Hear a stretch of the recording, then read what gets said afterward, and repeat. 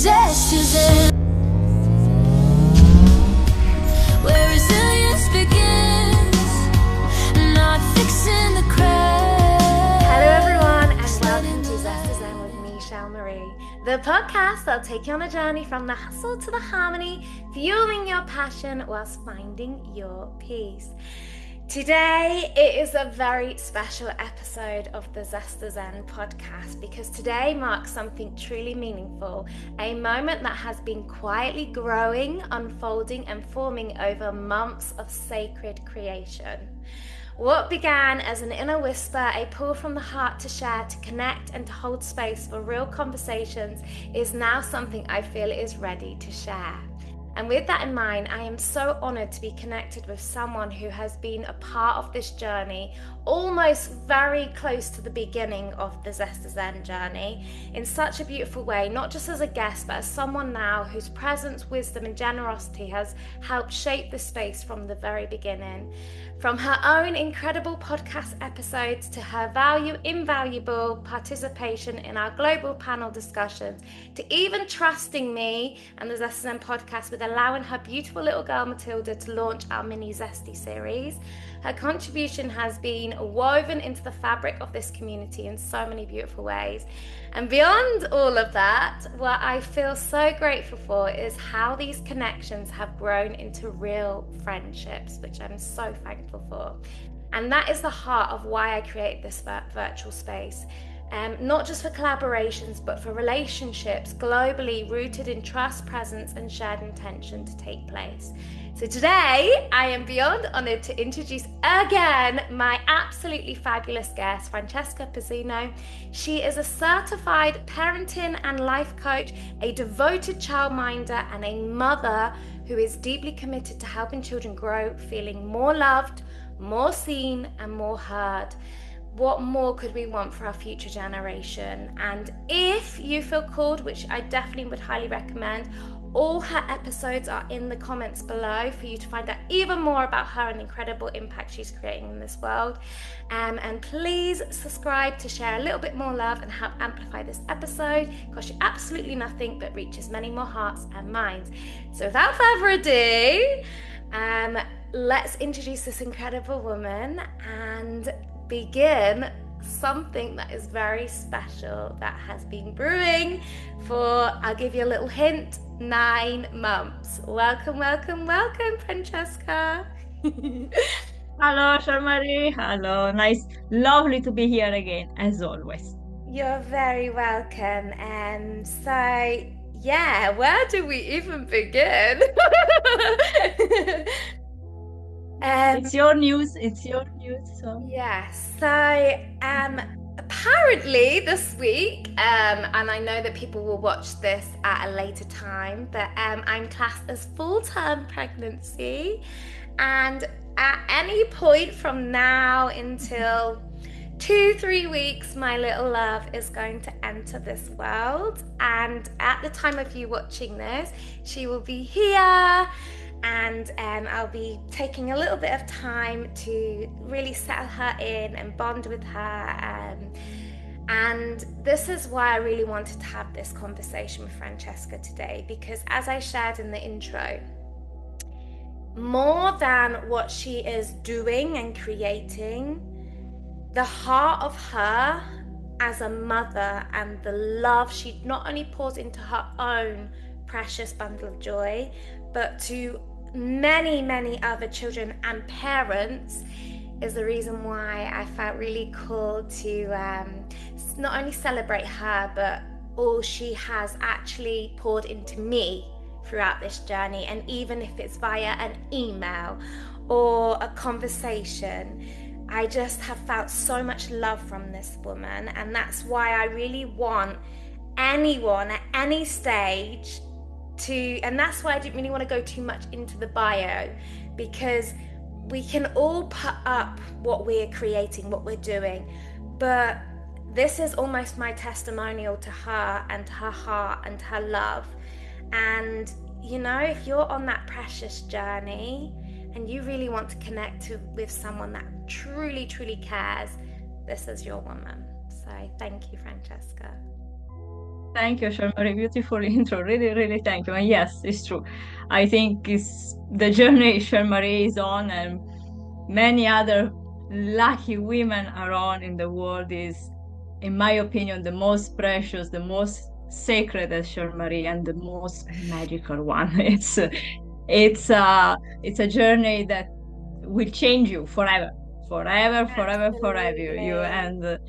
and it's an intense journey, and I From the think the beginning. priority from the beginning, from the beginning, Your from the body beginning. changes, your mind changes, your hormones change, your body changes, but it's all Yes, worth it. Wow. yeah, yeah. Also because it's an experience that teach one of the million things it teaches you is that your body and your mind can go through so much, Yes. and you need to learn instead. It's tiring, sometimes it's painful at some points, not sometimes, at some points it's painful for everyone Not because only there is no physically, running emotionally, mentally. emotionally. Yes, yes. But what I always say is that there are things in life you have to go through, and this is one of the journey. If you want a baby, if you want a child in your arms, you need to go through 9 months of having a creature who grows in your tummy, and you don't have nearly any control over it apart from eating healthy, sleeping healthy, all these things that maybe we can mention. But you need to take it as it is and learn from it. Learn about yourself. Yes, There is a yes. lot to learn there. So you will be a person who is fuller and richer so that you can be more balanced, because what comes, we could talk for now for 24 hours and nothing would get shared ready or anyone Yes, for what will yes. come. So you just need to take it and make the best of it, Absolutely, the my most of it. darling. And that's what we're just planning to do here today is not only, be like, oh, we know what we know, etc. And we're not doing that. We're just sharing from two women who one has already is on well and truly on the journey, and one that's, it's still unfolding still, but I really want to actually emphasize something that you said, and it was a particular word, and you said lucky. And as someone who wholeheartedly, and I don't want anyone to misconstrue these words I'm about to say, as someone who actually didn't ever see myself as being a mother in the at all, and it wasn't that I'm not nurturing, it's not that I don't love kids. I was a teacher for over 13 years and I loved those kids like they were my own. I love my nieces and nephews like they're my own, but I just never thought that was going to, it wasn't that I didn't want it and it wasn't that I did want it, it's just I was very at peace with just the age I was at, and just accepting that I just wanted to continue seeing the world, and I had very different desires and wants.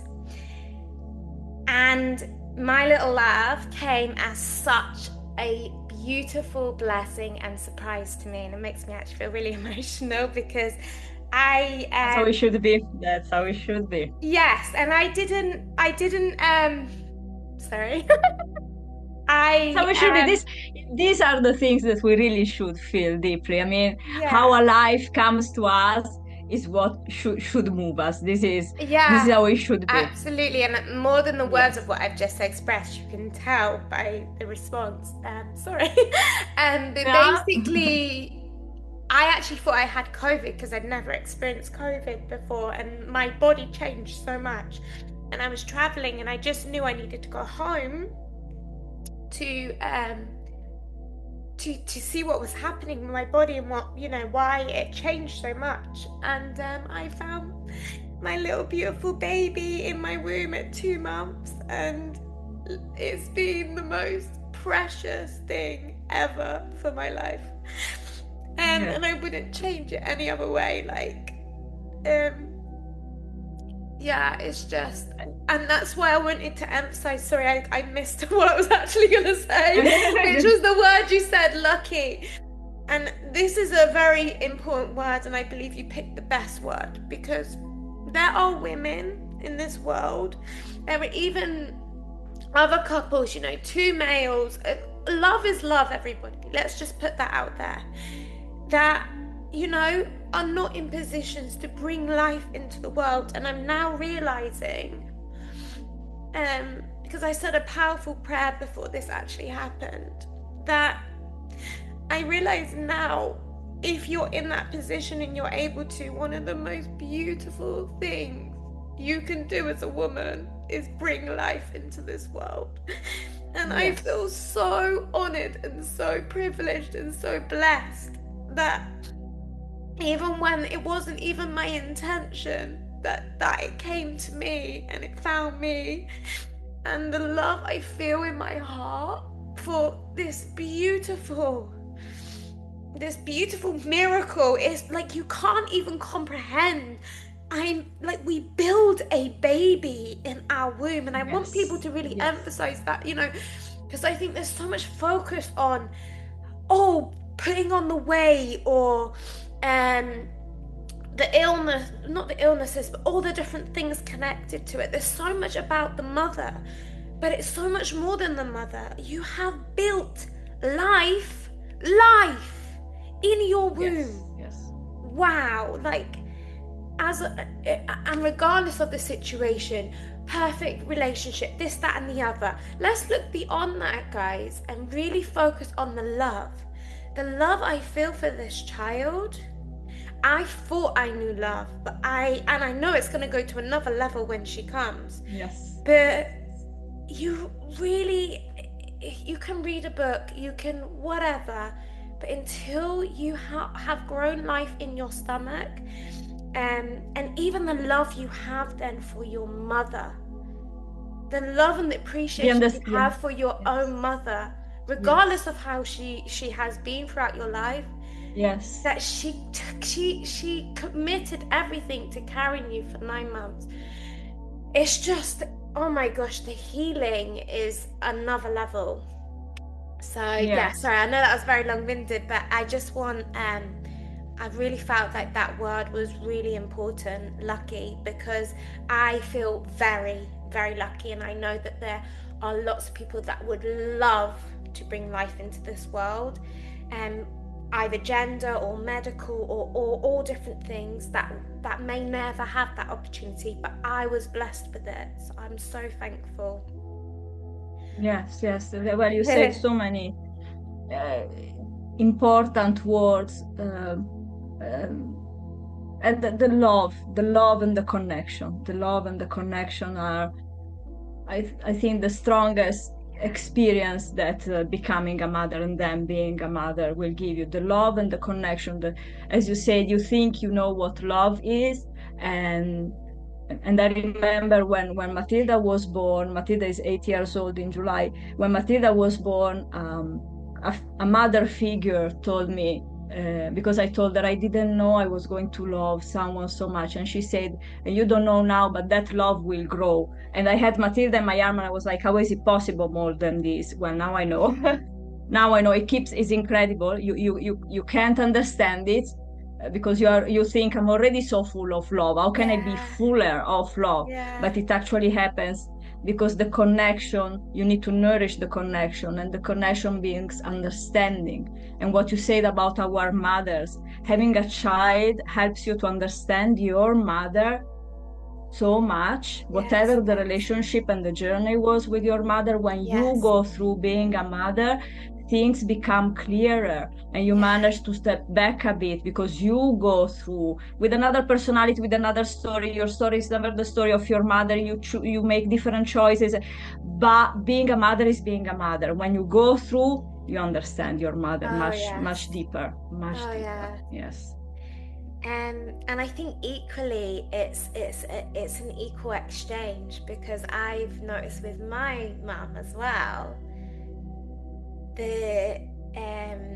the changes in her, and how special it is for her. And even though, you know, she has 4 kids, and one has had 5 grandchildren already, one has had 1, and now obviously I'm about to have another grandchild for her. It's not like, oh, another one.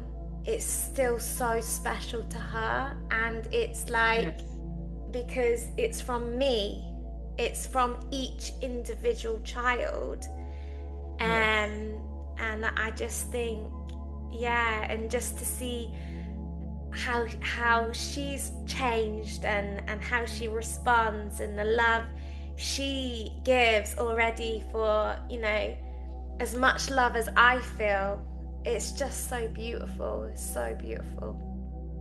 Yes. And this is because of the connection that keeps going, because your daughter is part of your mother is part of your daughter. Yeah. Is so connected, Yeah. and so she is great to experience and to see and to feel the love of those around us. Yeah. There is more love around when you have a baby to come. There is more love. Yeah. People are more loving. You walk down the street and people smile at your tummy, people stop, people let you sit, people ask you how you are, just to connect. It's a life, and life brings connection, and we need, it's beautiful to be open to it and to encourage it. It's really, really, as Shel said, if you are a woman and you are wondering, we are all wondering, are we bringing a child to this world? I'm not an optimistic person. I don't have much hope that it will soon go much better. I do have hope that we will have more love and less disagreement and misunderstanding around the world in general, but I don't think that is coming soon. I hope and I want to believe that it will, but at the moment I don't. But still, our nature is to bring life to this world, and then to try to make the life that we bring to the world as successful as possible, in the sense of being a responsible, happy citizen, wherever you are, however you do it. And that is done through connection. So if you have a doubt, don't doubt. Become a mother, really. There is nothing more. There are another million important things and relevant things that every woman can do, and being a mother is not the only one. But I would dare to say that for a woman, if you can, being a mother is the biggest journey of your life. So do it, commit to it and do it, because it's fantastic. Absolutely. And I think something you really touched on, and this is something I truly believe in, for anyone who's listening who, and this isn't just about motherhood and pregnancy and how the child's been brought into the world. This is something that I've noticed in all aspects of our life. I think often there's like almost this template of how life should be for everybody, and people chase it, okay? But sometimes in life, you can plan as much as possible. Even people that are in such a secure, beautiful relationship, you never know how, and it's not a positive, negative, but how this bundle of joy will come and how that will affect your relationship. It's just things that are out of our control, okay? You never know how their parenting style is, how yours is, and that's why I know you talk about this a lot. Communication is key, which is why I'm also talking to you today. But equally, I just want to go back to, say, females right now who, you know, have had this news revealed to them, and they're receiving so many projections, because that's what they essentially are, from very different people, because people can only really talk about the way they would feel if they were in that situation. And I really want to emphasize that regardless of what you imagined or what you know, thought was going to be the way you'd bring life into this world, the best thing that I did in those moments where it was such a surprise, and yes, it was such a beautiful surprise, but naturally lots of people then come in and they have their opinions, their thoughts, their feelings, often things that they've experienced that they don't mean to, but they place on you because they already don't know what you're thinking in your mind, and they don't want something to happen that happened to them, etc., etc., etc. The best thing that you can do sometimes is take some time for yourself and really connect to what you want. Because I will tell you now, I was traveling. I didn't have a permanent home because I was just enjoying traveling, creating this podcast, and essentially if you looked at the write-up of my life, everything would say, no, this is not the right time. This is not what you should be doing. Everything is, wrong. But who defined wrong? And also, who said that there's a time and a place for everything? Because I believe in something so much greater than myself, and I believe when the time is right, because I know I used to run from being a mother very much most of my life, run from secure relationships, because I never wanted that depth of love to it's like if I love someone that deeply, then they could hurt me even more. And that, I think we'll touch on this as well with parenthood and pregnancy and parenthood, of the love is so strong, but equally you have the some of the fears that I've also had come up as well during this pregnancy. Yes.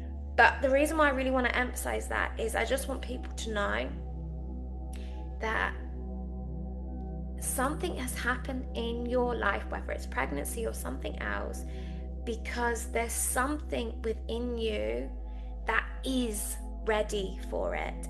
And I promise you, all will come together and align, and you will always have the right support come in, the right connections come in, the right love come in, even when it doesn't look like it. Like the abundance and blessings I have received in my life since I said yes, I committed to my daughter, and I just knew against everything of what I could see in front of my eyes, that I picked her. She was chosen, she was cherished, and she was mine, and I would do whatever it takes. And that's why I want people to really know, and I know you know this, Francesca, motherhood doesn't start when that baby appears. Motherhood starts the moment you are taking care of that life, from what you eat, how you respond, what you do.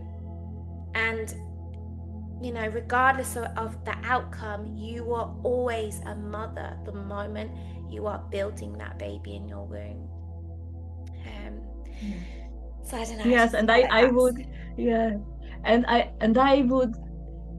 think what is very important in the journey that you are going through, because listening to your story as you tell it to us now, it's like you weren't ready, you weren't looking for it. But what I think is the most important thing is that you had a direction in your life.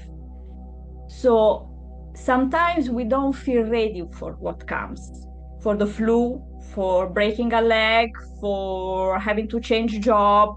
We weren't looking for it and we are not ready. But if when those events come, we are on a journey that we know where we are going, that bits become part of the journey and you make the most of it. Because I believe there are not always good reasons for things to happen. Things happen. At that point, the best thing we can do is to make a good reason for things that happen. And how we do that?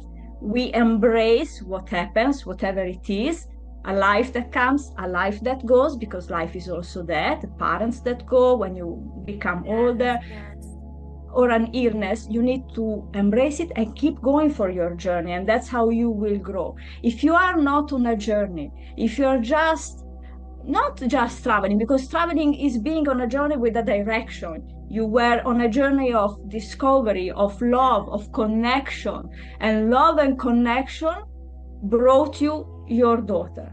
If you're not on a journey, if you're just winging it and going around and something happens to you, a beautiful thing like a daughter or a son or something like an illness, you're going to crumble, because you weren't going anywhere and are heavy on your shoulder. You just stop going. It's like that. You are walking on a beautiful path with a beautiful view, and you know you're going to the sunrise on the lake, and it starts raining. You keep going. It doesn't matter you're going to be soaked. You keep going and you get where you need to go. If you are standing in the middle of nowhere, looking around, not knowing who you want and why it starts pouring down, you just sit and cry. You just sit and cry because you don't have everywhere to go.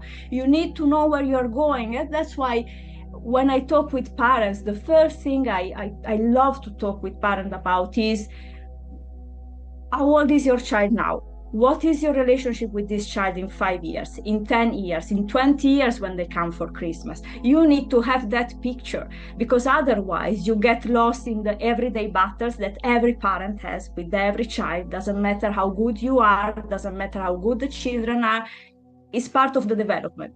There is relationship, there is communication, and there is struggles. If you get lost in the struggles every day, it's because you don't know where you're going. You need to have a vision of who you want to be, who you want your child to be, and who you want to be together. Yeah. And then the everyday struggle, you manage to step back, to turn around and look at the beautiful picture and say, okay, I'm still going there.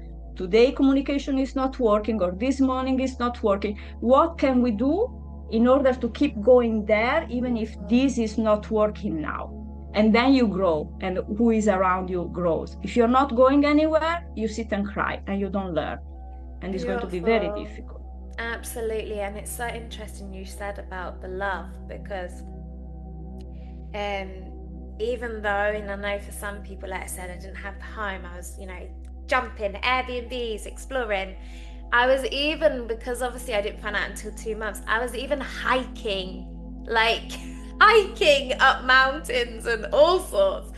And yeah, but the energy of what and it's probably is also very symbolic. You were hiking, you were climbing. Yes, yeah. But ironically as well, is in those moments, I remember I was connected so much to love. And I remember, whether someone wants to call it a prayer or, whatever you want to call it, but I now feel comfortable saying it was a prayer. And I remember sitting there, and it was a beautiful day, and I remember doing this actually Manifesting Miracles course. And I remember the instructor at the time said, if what you are desiring and you think you want is not really and hasn't really continued to come into your life, then, and he used the word soul, then I would ask you if you're courageous and brave enough to ask, what does my soul need? And basically he said this kind of, little scripted prayer, to put it in your own words and send that out, but be prepared, because your life, if you are not on the right path, is going to show you some potentially uncomfortable things that are going to enter your life. Not always uncomfortable, but it's going to dramatically change your life. And I remember being like, just feeling, that I want to connect to that. And I remember in that moment, all of a sudden, I was thinking back on things in my life, and I thought, do you know, not only was I running from love, but many that I then wanted to receive my love were also running from my love.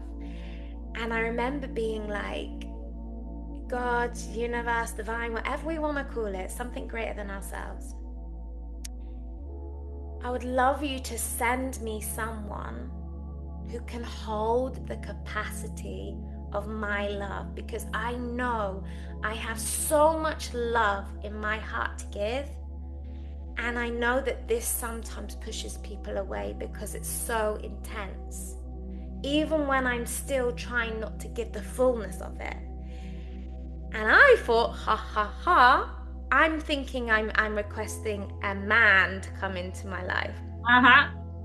What is the most purest form of love? Yes. Ta-da! Yes, beautiful. Yes, and it's true. And yeah, things don't happen as you expect them in life, and probably would be the fact that things don't happen as you expect them in life gives you space for growth, and also then when you look back, as you just did, you go like, wow, I was asking for it and I didn't know. And how powerful is intention? Yes. And often I think this, again, like, not just focus on the pregnancy, but when something has entered your life, think about the things that you've requested. Have you asked for more patience? Have you asked to be more courageous? Have you asked? Because often, even consciously or unconsciously, we are always creating through our words, through our thoughts. And I believe my prayer was answered, and I'm really thankful for that. Yeah. And this is part of what we just went through. You need to have a direction, and things will come to you, will fit in your direction. Yeah. You don't know how, but if you have a direction, anything that happens to you will fit. You will make it fit. You will fit. But also at the same time, I think we need to be careful not to believe that just because we think about things happen somehow. Oh no, because you've there got is to no have way that feeling and belief and desire. Yeah, but also you need to physically do things. You were traveling the world, you were discovering new places, you were connecting to nature. You weren't sitting on a sofa eating crisps and like, manifesting, because that doesn't bring anything. No. Don't expect of sitting on the sofa and manifesting all day long, chanting, eating crisps. You're not getting anywhere. You need to stand up and use your brain and your body and go and get the direction, and then things will come to you. Absolutely. But don't expect to sit and wait, because sit and wait, it will bring you things, but not the things that you are not working for. You need to work for things, and then things will come. 100%. 100%. And another thing, when you say, it always happens because people care. When you tell your family that you are expecting a child, you tell your friends that you expect a child, all the women especially, they go back to their experience. And I'm glad you're mentioning this. Yes, thank you. That for each of us, when you go through carrying a child inside you, and then hopefully, luckily, having a child, because the two things are not the same thing. So when you go through being pregnant and having a child, or even just being pregnant without having a child, women, that's why it's very important. People want to tell you, don't be careful with this, be careful with that. My experience for this, because we know after you get through it how sacred, how important, how great, how tiring, how fearful it is, how painful it can be. And we want to tell the other what I want for you not to get anything of the bad things. I want you just the good things. So I'm going to tell you all about the bad things so that you can avoid them. And you get this flow of be careful with this, be careful with that. It happened to me. And you go like, oh. Yes. So you need to listen and step back and look where you are going, and then decide which inputs are relevant for you and can help you through the journey. And to everything else, say, okay, now I know it. Knowing informations are always great. But then you can say, okay, this information, I don't need to revisit it. I keep it there. This one, I haven't thought about it. Maybe I should investigate in whichever way investigate it is, inside, outside, whatever. But again, you can select the amount of information they get if you know which journey you want and where you're going. Otherwise, it's too much. Absolutely. I'm so happy you brought that up, because equally professionals involved with you, even apps, there's an abundance of information. But again, it will say, during this week, you will experience. No. We are all unique. We are all we're all different sizes, all different frames. And I really love that you mentioned that, because even your example of the bus, so I feel like you shared such a beautiful example of people move out of the way. Even now, this is hilarious, even though, for me, I feel huge. But compared, I'm very petite, I'm very small naturally. So for me right now, of course, I have a baby who is, by the way, not underweight. She's at full size to every other baby at this point. But it's like she's still hidden. It's like I don't look pregnant. So when I sit on those seats, I haven't had that experience. I have tuts and who does she think she is of particularly the older generation. And I have, you know, when I kneel down in the supermarket and then I'm like, oh gosh, I got to get back up because it's still heavy. It's, you know, it's a whole baby and a whole placenta. I have people say like, yeah, you should be like that. You know, I should be like that at my age. And they just think there's something wrong with me. But again, it's not actually about me. It's not about the way I look. And again, just have your own unique journey. Don't see it as, you know, how do they not know? Like, like really detach from it. And just savor this precious time and yeah, like it's almost like my body is an optical illusion right now. Forward facing, I still look like a size 8. I turn to the side and all of a sudden I've times 4. And even my face changes and I'm like, what has happened? But you know, we're all different, we're all unique. Yes. And a lot of people can't even believe I'm giving birth, like at any point. It's hilarious. But that's fine. It doesn't matter. And we're not supposed to be a certain way. And this week you will experience. No, we're all different. Yeah. And this ties very well with what I always say is when I talk about parenting, I don't give solutions. Because every child is different, every parent is different.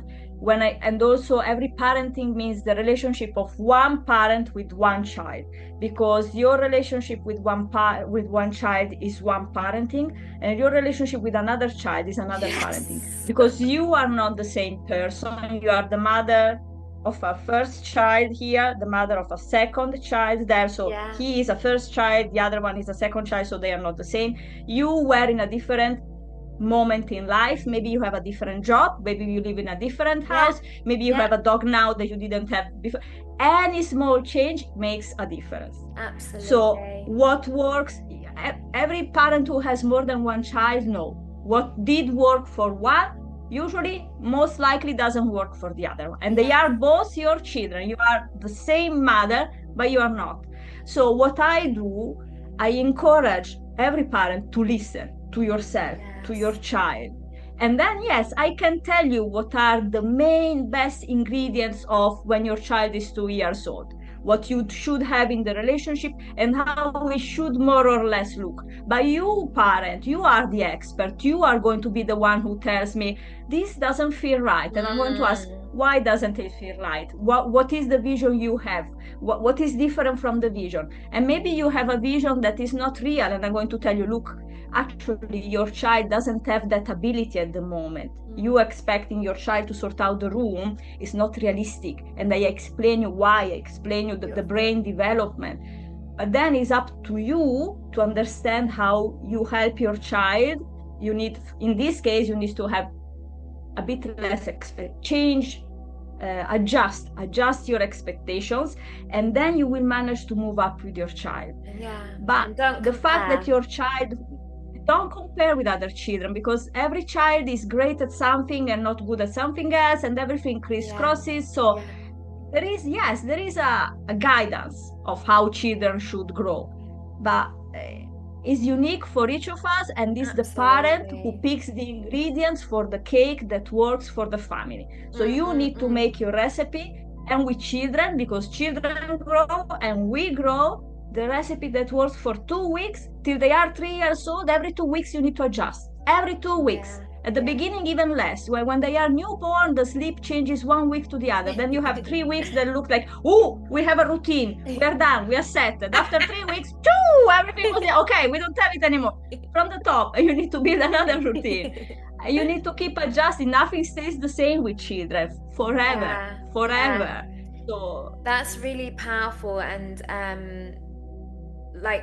I also would love your take on this, because I think sometimes reframing, particularly children, newborns, babies' behavior, something, and it's, again, you know, she's not here quite now, I'm not generally having it 24/7 going for it yet, but one thing that I found a really powerful reframe, which I'd love your take on, is crying, because I think again, you know, it's not a nice sound, and also, you know, you want to make sure the baby's okay, etc., etc.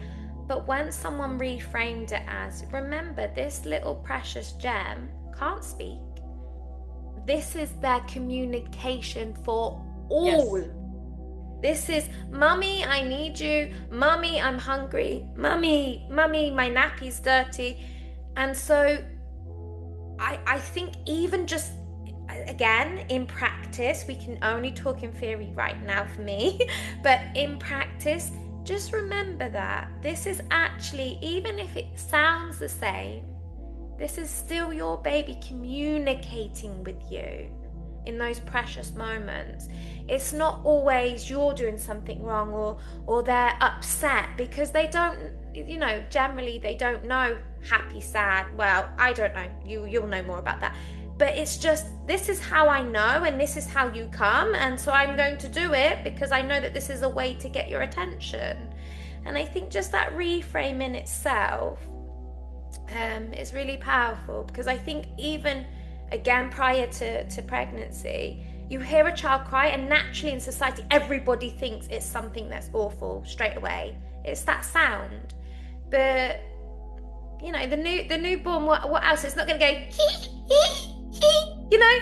Like, it just knows, that's it. Yes.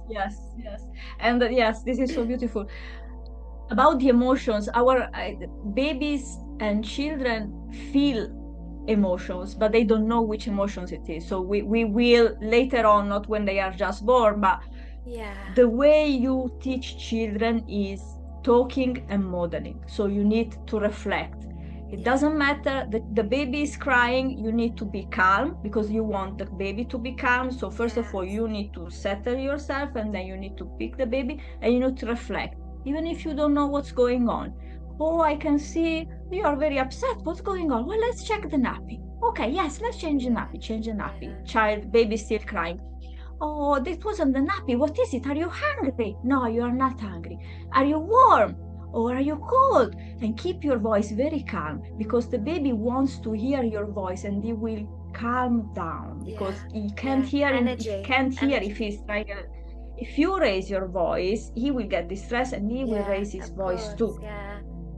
So, and then sometimes nothing works. It's not the nappy, it's not the food, it's not cold, it's not hot, it's nothing that we can understand. So go back to connection, on your skin, on a hug. Just walk up and down with your child and tell it, I don't know what it is, but I'm here for you. I'm here for you. We're going to sort it out together. Then naturally, if your child has been crying for more than 2 hours, maybe you need to see the doctor. But try to, the first step is always connect and make your child feel that he is safe. When they are small, that's the thing they need. They need to be safe. And don't forget, I know that they say it when you expect a child. This is one of the things they say. When a baby is born, he's experiencing a mountain of things that he didn't experience for 9 months. Exactly. The smell, the light, the touch. Everything is completely new. And it doesn't end after 2 days that they come to the world. It's not that in 2 days, okay, now he has been around, so he's used to the light, to the sound. It takes a good while. And because the child keeps changing, what he can perceive keeps changing. So you need to be there. You need to keep telling him, you are safe, I'm here with you. You are safe, I'm here with you. We learn it together. Let's go through it together. This is from when they are small till they are 25. This is need to be the approach. I'm there with you. I hold you in my arms when you're big like this, and I'm here for you when you are 25. You are safe. I have you. I'm always here. We work through it together. Because how many times do you see when a baby makes you laugh, and obviously they go, because it's like, what was, they don't understand. Like, they're like constantly reading the room. Am I safe? Am I safe? Am I safe? And, it's even beautiful experiences, which you so beautifully highlighted, can be very overwhelming for a child. And then, just to think like they're in this cocoon, this cave, and then lights and sounds and wow. Yes. Yeah. So. And this thing of the example of the room, this is a beautiful thing. When you are an adult and you enter a room, even if you have a friend that you go every week for a coffee, and you enter the room, you don't notice if a book has been moved, because we learn that you can't pay attention to everything, otherwise everything is too much. So growing means not paying attention to everything, but learning to what to pay attention. Because if you read everything, it's difficult. And empathic people know this. When you enter a room, if you are full on and you read everything, it's too much. It is too much. So what children learn to do and adults keep learning to do is to enter a space and not noticing everything, because otherwise you go beep, beep, beep, beep, beep. You're exhausted, you need to lie down and go home. Yes, but selecting. But before that, when you're a baby, you need to have the ability of noticing everything, because selecting comes after being able to notice everything. So for 2 years, you will have a child at home that if you move something in the evening while the child is in bed and then he comes back in the morning, he will go, there's something new there. And your husband won't notice. Well, your husband, you move, he won't know, but because it's not bad.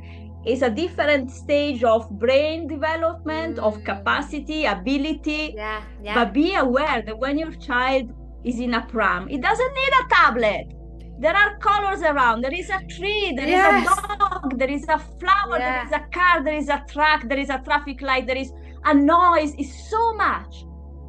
And when they are 3 years old, they saw it a million times. It doesn't matter. There is still something you can point at. I'm just looking at a chimney. Have you ever pointed at a chimney to your child? There are a mountain of things around. Walk slowly and point. Walk slowly and point. Otherwise, your child will be overstimulated. And this thing of the tablet, you give a tablet to your child, you are cutting out everything around. So no flower, no tree, no doggy, and always the screen. Move away these screens. They need to see you very close. This is another very important thing. Don't breastfeed holding a phone. Your baby is here, eye contact. This is how you build the relationship. If you are always like this, your baby will learn that being with someone is looking somewhere else, because that's what you're doing. You are with baby and you are looking somewhere else, and this is what he will learn. And then when he's older, you tell him, look at me when I talk to you. Why? Did you look at me? You weren't looking at me. Why should I look at you? You need to model it. You need to be present. You need to be there. There is nothing that they need to learn that you can't teach them being next to them. Absolutely. Nothing. And I think, like, you just touched on such an important point, because how many adults, even though we know what we're doing, how many adults are addicted to their phones, and they struggle to, they don't even know they've picked it up and they've been there, and then you look and there's 2 hours gone. Like, so imagine, as you've just said, the different developmental brain stages, and that child is not even at that level. The brain of a child is pure curiosity, and it's like, if you want to describe it to a child, because it also is interesting, not when they are newborn, but to tell children how their brain works. So the brain works that it builds connections. And how I tell it to Matilda is, your brain, we do homeschooling, your brain, there are the good men in your brain, and they are building a bridge to the 3x4.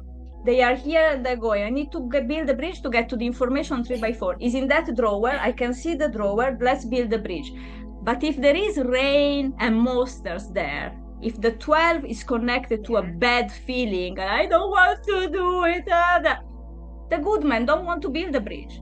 And they don't build it. And next time you are from the top, because there is no bridge. If on the other side there is the sun and 12 is connection to, we are doing it playing, we are being playful, the experience is a positive experience, and the positive experience builds the connection between 3x4 and 12. And you will remember it by repetition, because the bridge needs to be reinforced, but it needs to be a positive experience, and that's how you learn.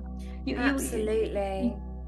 And I think equally, like, there's been so many children who, you know, you can tell they've been on a screen because they're British and they speak American, or, you know, or the parent wonders why all of a sudden they start donking people on the head, and then they wonder why. Not saying that, but you know, cartoons, and it's funny, and they're picking up on things, but they're not really understanding the like repercussions of their behavior, because it's a, you know, so even when it's innocent and it's classed as child, you know, good enough for a child, equally it's like we have to, as we know as adults, especially conscious adults, of what we are feeding our brain is what then is often what shows in our life through potentially our own actions, other actions.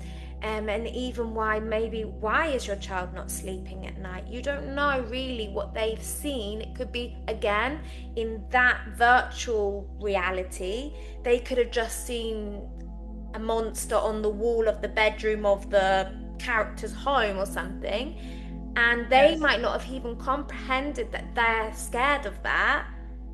You just don't know the implication or the repercussions of what they're constantly, because their minds are incredible. So look, because I was even thinking about this, even when you're in imaginative play as a child, you see it is there, that empty space, some way, somehow is there. That's how incredible children's brains are and their imagination. So imagine when you have given them something that doesn't allow that imagination, but they've consumed all of that, and then now they're, say, before bed, they've got all that in their brain, and all of a sudden this dark room now becomes whatever it is that they're consuming. So I just think we just need to, and overstimulated their brains too. Because, for example, if you're out for a walk and your child is in the pram and you're pushing a pram, and at some point there are two dogs fighting, barking at each other or fighting, you will stop. You will have to stop, and you have to tell your child, "Oh, those two dogs." Look at the child. Is the child worried? Again, reflect. You look worried, or you look surprised, or if the child is showing no attention, you need to point it, because it's an experience. Look, Matilda, look, can you see? Oh, those two doggies are fighting. That's not good, is it? Who knows what happened? Maybe they want the same bone. Maybe they don't like each other. They don't like the fur of it. They don't like how they smell. There we go. You teach something to your children, because doggies smell each other, and by that they decide if they like each other. Maybe they don't like each other. But you go through the experience together. If your child sees the same episode, the same happening on a cartoon, and the two dogs are fighting, and then they just depart, and one is limping and the other one is bleeding, the child doesn't know what happened, because you haven't been through the experience with him. But if you have been through the experience during the day, and then in the night your child is worried, you can think about what happened today. And you were there, and you can pick it up. But if he was on the screen and you don't watch the screen with them, because another very good practice is a bit of screen per se is not bad. It's what they watch on the screen, how long, and age appropriate. I mean, Matilda is 8 years old. She watches 20 minutes, 40 sometimes of screen a day. That's it. And we know what she watches, and because we ask her, so that she tells us the story, and we encourage her, for example, not to watch only short episodes, because it's very annoying to watch a lot of short. It becomes addictive, and there is not a story that you keep learning. It's short bits. So I always tell her, you can watch 2 episodes, but then go on a cartoon movie, so that there is a story, and I want you to tell me the story, so that she learns and she goes through it. And when there is something new, I always tell her, you want a new cartoon, you choose it, but I want to watch an episode with you. Because I need to know if it's appropriate. And that's the thing, it's all balance, isn't it? It's all balance, it's all individual situations, it's all, you know, back to how is your child behaving, and if it's behavior that you don't really want, there's probably, well, there will be a reason behind it, because equally, I think the other side of that is what you so beautifully highlight, and I know you spoke about this before in another episode, is when a scenario comes up, what does the child do? They look at the person who they're with, that they feel safe. And if Should you I are be buried in worried? your Should I be phone, smiling? Yes. yeah, and you're buried in your phone, or you're not aware of what's happening around you, you've missed that opportunity, like what you said, to have that that conversation with your child. So yeah, I just think, it's definitely a two-way thing. It's not saying, again, don't use your phone with your child, but it's just all balance, and it's just being conscious, because if you're in a position where your child is really distressed and you've got no idea why, and they're not able to communicate it because they're not really even understanding why they're feeling so upset about something, being buried in your phone at that point, it's just going to be a mystery, and it's just going to be something that it's just going to cause probably not only distress in your child's life, but in your life as well. So as much as possible in those precious moments, just be really as conscious as possible, and enjoy that experience with your child. Yeah, exactly. And be aware. I don't know if this is going to sound very old-fashioned and retro. Don't think that you're having a child and you keep doing the things you did before, starting from going to the cinema, having dinner with friends, cleaning the house. The house is that you have a child. Your house is not supposed to look as if you didn't have a child. For years, your house will have toys in every corner and cores of apples on the sofa. And yes, you need to keep it clean, hygienically clean. It needs to be safe. But you cannot have a house as if you didn't have a child. You have a child and your house is going to be messy. But at the same time, you need to slow down and be more of, I think we are going too far from the animal mammal who looks after the nest and the child and the baby and the birdie, and we need to go back to it. You can't. There is also this thing I was thinking the other day. We are chasing. We don't cook. Let's take away, and we don't clean the house. We have someone else to do it. To have time to go to the gym. Say, put the music in your ears and clean your house, and do a bit of sit-ups and squats. I don't say don't go to the gym, but maybe go to the gym once a week with your friends, and the other once a week clean the house, have the music in your ears, have your children around.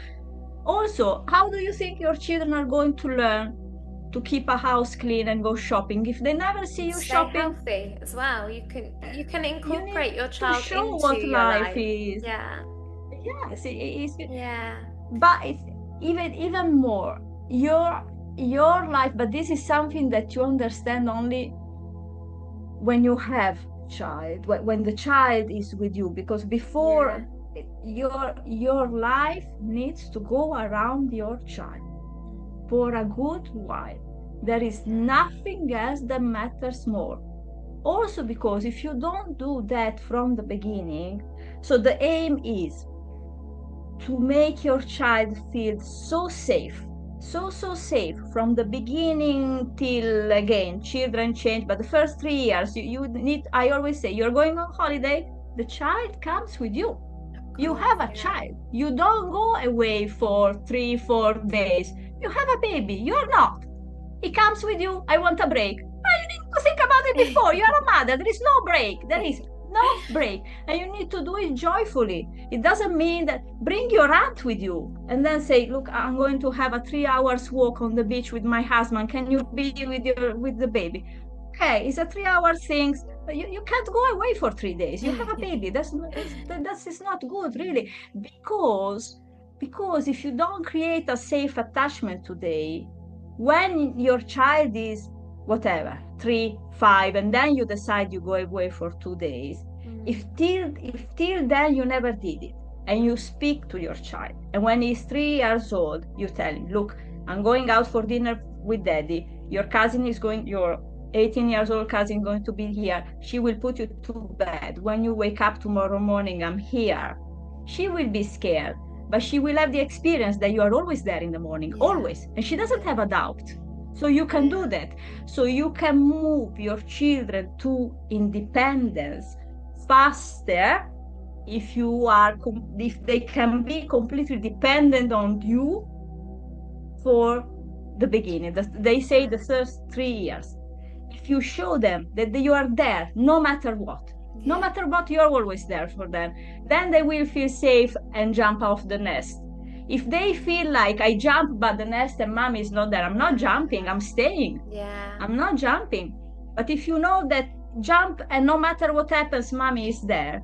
If she tells me that tomorrow morning she's there, even if she doesn't give me a kiss tonight, I'm going to miss her. You need to tell her, you're going to miss me, I'm going to miss you. But tomorrow morning I'm there. She will believe you.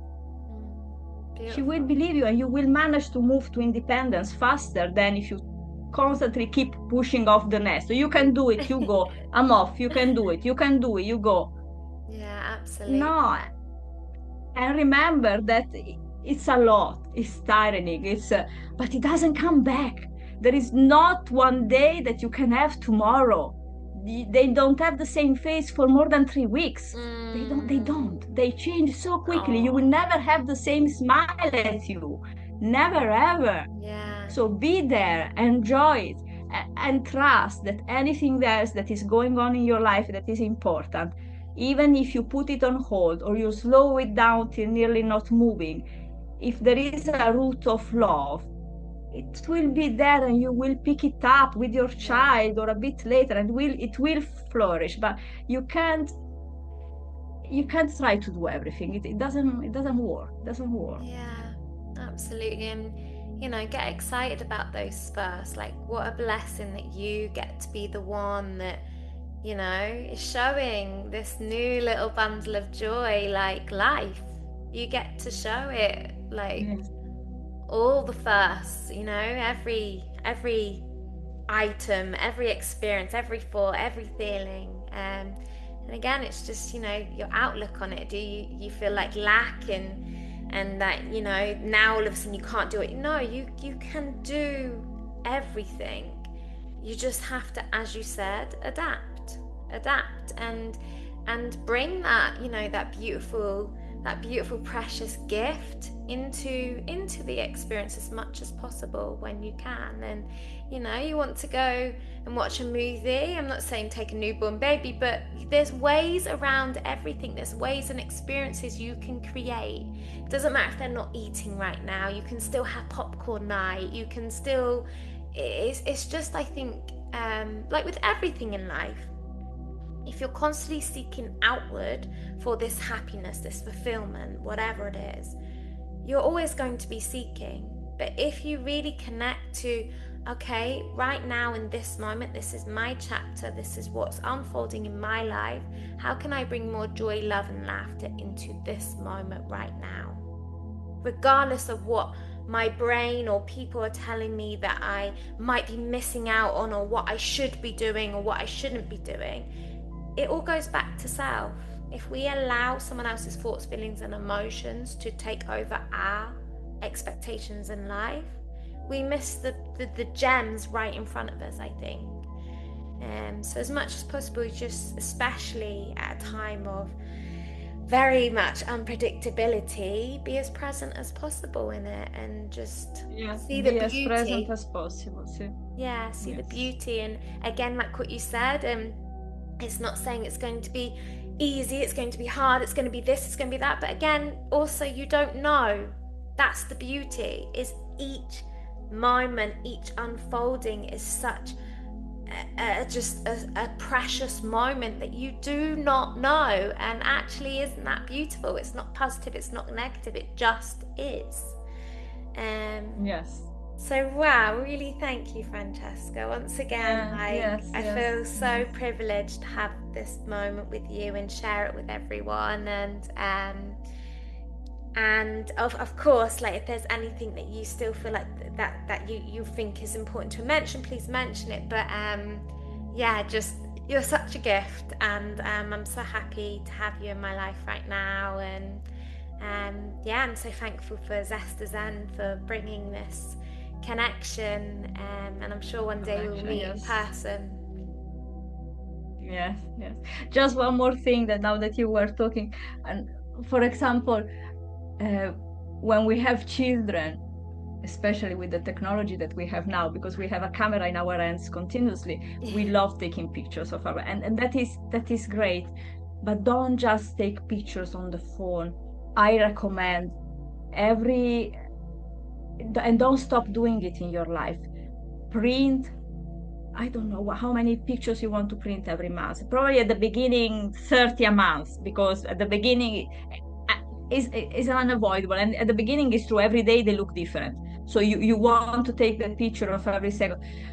But don't stop printing pictures and making albums, because children love to go back and see how they looked. And then you can tell them the story of how they were born, how they were conceived in, and what was the story before, what was the story. But they love the album of pictures. So take as many pictures as you want, being careful not to live the life through the screen, because again, if you're just taking picture, enjoy the connection. Don't always have the screen in between, because definitely not good.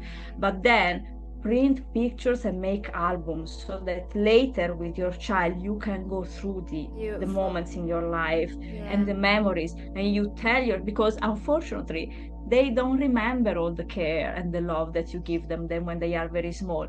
They absorb it, they live it, and they become with it. So it is very important. But they don't remember that you take them to baby massage class when they are 6 months. They don't.